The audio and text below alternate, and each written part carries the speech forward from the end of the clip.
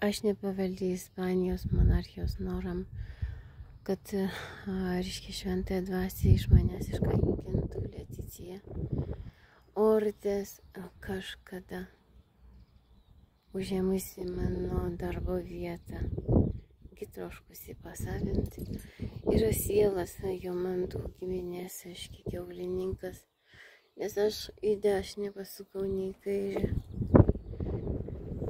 Latino Interpolas, kuris yra net paukščiai žinantis, žudė, o ne žmonių kūnus suėsti, gyvos. Operacijos po metastazijų. Per 2 savaitės. Nemirtingumas vis tiek atsistatė, vis tiek išgyvenau. Iš žarnyno išėjo gleivinė su uteratu. Beveik metus gydausi, žarnyną imunitetą atstatinėjau. Per 2 savaitės bado Kauno klinikose aš išgijau metastazių trūkus skrandžiui. Po operacijos, kai visi laukė, Leticija užimsianti vietą.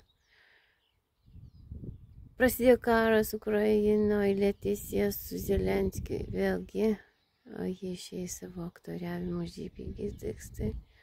O kasgi tą vietą užima paukščiai?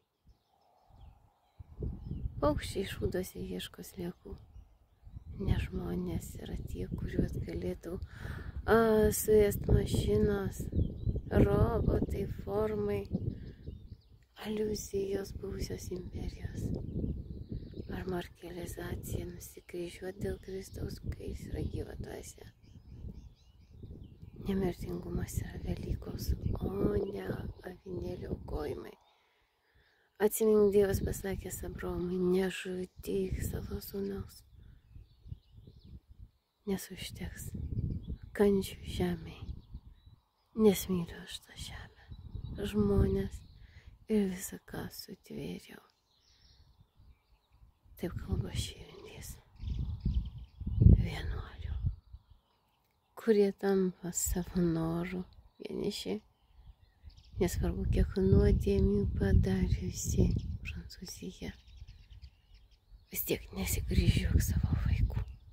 Tikėk Dievo malonę, nes malonė amžina. Net perėjimuose pasauliuose ir sferose. Vienintelis dėsnis trikampis malonė yra amžina. Neužpelnyta, nenusperminta, nesutrypta, nesušiukštinta. Tikėk malonę.